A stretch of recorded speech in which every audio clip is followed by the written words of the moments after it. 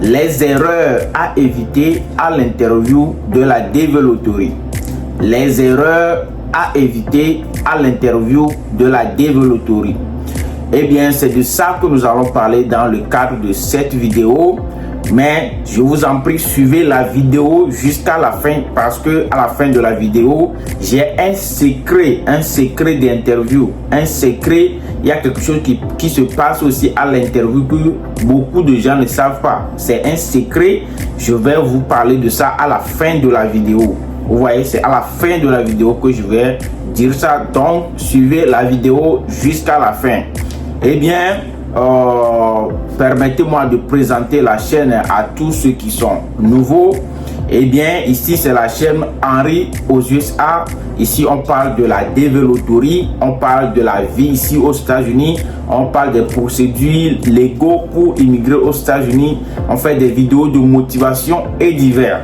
Donc, si c'est votre première fois de tomber sur cette vidéo ou bien vous suivez mes vidéos depuis mais vous n'êtes pas encore abonné sur la chaîne, regardez juste en bas de la vidéo, là où c'est écrit s'abonner. Là où c'est écrit s'abonner, vous cliquez là-dessus. Ensuite, une cloche de notification va apparaître. Vous cliquez sur la cloche de notification et c'est fini. À chaque fois que je fais une nouvelle vidéo, YouTube même va s'en charger de vous envoyer des notifications. Eh bien, c'est de ça qu'il s'agit. Nous allons rentrer maintenant dans le vif du sujet. Mais avant d'y rentrer, bienvenue aux États-Unis.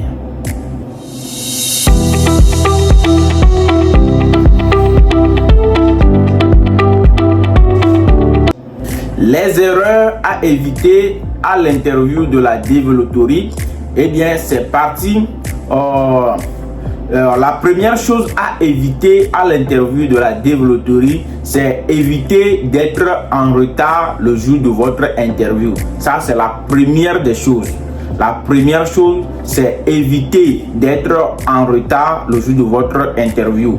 Si votre interview va se passer à 9h10, soyez là. Moi, je vous conseille d'être là à 8h30 déjà. À 8h30, soyez déjà devant l'ambassade. Vous voyez, si il est écrit sur votre deuxième lettre que votre interview sera à 9h10 ou 9h15, soyez là déjà 30 minutes avant. Soyez là 30 minutes avant, même 1 heure avant, parce que avant de rentrer dans la salle, même il y a d'autres phases. Vous voyez, il y a d'autres phases. Il y a les phases de contrôle. Il y a les sécurités qui vont vous contrôler avant que vous n'entriez dans la salle de l'interview même. Donc ça prend aussi un peu de temps. Donc vous devez être là 1 heure. Moi je vous conseille d'être là 1 heure avant l'heure précise. Vous voyez, donc c'est de ça qu'il s'agit. Avant de continuer, n'oubliez pas de mettre les j'aime. Mettez les j'aime. Si vous avez des avis, mettez-les dans les commentaires. Partagez la vidéo à vos amis. La deuxième chose que j'ai sur ma liste ici, c'est éviter d'avoir des dossiers manquants. Éviter d'avoir les dossiers manquants. Avant d'aller à l'interview, il y a des dossiers obligatoires et il y a des dossiers que vous devez avoir sur vous. J'ai déjà fait une vidéo sur les dossiers à avoir pour aller avant d'aller à l'interview. Donc, si vous êtes intéressé, vous allez juste sur la page, vous allez dans playlist et puis vous allez trouver la vidéo. Je peux aussi mettre le lien en description de cette vidéo pour vous. Donc c'est de ça qu'il s'agit. Il faut avoir tous les documents nécessaires et les documents qui sont obligatoires, il faut les avoir. Ensuite, il faut avoir des documents supplémentaires sur vous au cas où on demande quelque chose, au cas où on demande à savoir quelque chose d'autre sur vous. Vous voyez, donc c'est de ça qu'il s'agit. C'est de ça qu'il s'agit. La troisième chose à éviter, c'est éviter d'avoir les preuves de travail ou de mariage. Vous voyez, éviter d'avoir les preuves de travail ou de mariage. Peut-être que j'ai mal formulé la question sur mon papier ici. Ça y est, je voulais parler de éviter de ne pas avoir, vous voyez quoi, éviter de ne pas avoir les preuves sur vous. J'avais mal formulé la question sur mon papier, désolé. Donc vous devez avoir les preuves sur vous, c'est ce que je voulais dire en fait. Vous devez avoir les preuves sur vous. quand tu es marié, quand vous êtes marié, il faut avoir les preuves de votre mariage, c'est-à-dire il faut avoir l'attestation de mariage sur vous. Et ensuite, il faut aussi avoir des photos de famille, c'est-à-dire toi et ton homme ou toi et ta femme. Si vous avez des enfants, des photos d'ensemble, vous voyez. Il faut avoir des photos. Vous pouvez même avoir des photos de votre copinage. Au moment de votre copinage, vous pouvez avoir des photos comme ça pour prouver que vraiment vous êtes des couples. Surtout quand vous êtes en couple. Et maintenant, quand vous travaillez, vous avez mis dans votre DS 260 que vous travaillez à quelque part, il faut avoir une attestation de travail sur vous. Il faut avoir une attestation de travail sur vous. C'est pas un dossier obligatoire, mais il faut avoir ça sur vous parce que on va vraiment vouloir savoir si vous travaillez vraiment dans cette société ou bien vous faites vraiment ce business. Vous voyez, non? Donc il faut avoir des preuves de travail ou de mariage sur vous. Donc la quatrième chose ici, c'est éviter de baisser la tête quand le consul vous parle. Il faut éviter de baisser la tête comme ça quand le consul vous parle. Vous savez, les Américains aiment qu'on le regarde dans les yeux. C'est ce qui prouve que la personne est en train de dire la vérité. Chez nous, en Afrique, souvent, on ne regarde pas les gens dans les yeux comme ça. Dans certaines communautés, on ne regarde pas les gens dans le visage comme ça. Mais c'est ce que les Américains aiment. Quand un Américain est en train de te parler, pour qu'il sache que ce que tu es en train de dire c'est vrai, il faut que tu le regardes droit dans les yeux. Donc quand le consul vous parle, regardez-le droit dans les yeux. Regardez-le droit dans les yeux et en répondant. Vous voyez? Donc c'est de ça qu'il s'agit.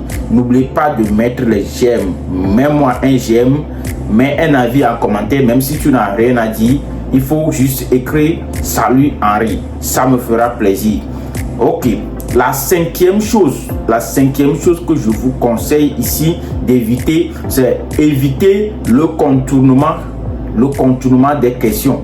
Quand le consul vous pose des questions, évitez de contourner. Vous voyez, quand vous contournez comme ça, lui, il voit que vous n'avez pas répondu à la question, donc il met une croix. Vous voyez? Donc c'est de ça qu'il s'agit. Quand on te dit comment tu t'appelles, il faut juste répondre je m'appelle point. C'est fini. Il ne faut pas chercher à convaincre le consul de quoi que ce soit. Répondez juste à ce que le consul vous demande. Répondez juste à ce que le consul vous demande. Ne faites pas de contournement. C'est de ça qu'il s'agit. La sixième chose, c'est éviter le stress. Le jour de votre interview ou le moment précis de votre interview, évitez le stress. Il faut vraiment éviter d'être stressé. Maîtrisez-vous. Vous devez avoir la maîtrise de soi. C'est vraiment important. Parce que quand le consul parle et il voit que vous êtes stressé, il va penser que ce que vous êtes en train de dire, ce sont des fausses informations. Vous voyez? Donc, il faut maîtrisez-vous, ayez la maîtrise de soi et parler en tant qu'homme, en tant que femme devant le consul. Donc c'est de ça qu'il s'agit. Maintenant nous allons rentrer sur notre bonus. J'avais parlé de ça au début de la vidéo. Nous allons maintenant parler du bonus. Mettez d'abord un j'aime et on y va. Mettez un j'aime et on y va. Maintenant, le bonus dont je vous parle ici, c'est que vous devez contrôler vos publications sur les réseaux sociaux. Contrôlez vos publications sur les réseaux sociaux. Est-ce que vous savez que au moment du remplissage de la DS 260, vers la fin, on va vous demander quels sont les réseaux sociaux que vous utilisez. Quels sont les réseaux sociaux que vous utilisez? Donc vous avez mis Facebook. Si c'est Facebook, on va vous demander le nom de votre compte Facebook. Vous voyez? Si c'est Instagram, on va vous demander le nom de votre compte Instagram. TikTok, on va vous demander tout ça. Vous allez mettre tout ça là-bas. Donc le KCC et l'ambassade, on va aller au contrôle. On va sur votre page Facebook. on voit les choses que vous publiez. On voit à peu près les choses que vous publiez. Toi qui te dis que tu es marié, tu dis que tu as les enfants. Maintenant, on va sur ta page Facebook, on voit seulement les photos de tes amis.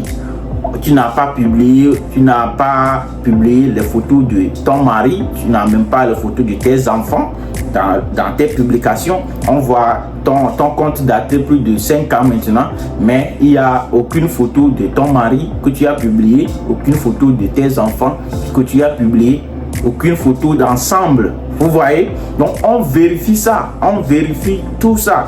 Donc contrôlez vos publications. Supposons que toi tu as publié, tu fumes, tu es en train de fumer, tu es un gangster et tu as publié des choses de gangster sur ton compte Facebook, sur ton compte Instagram et autres.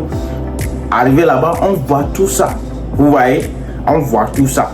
Donc, les amis, contrôlez vos publications sur les réseaux sociaux une fois que vous êtes sélectionné.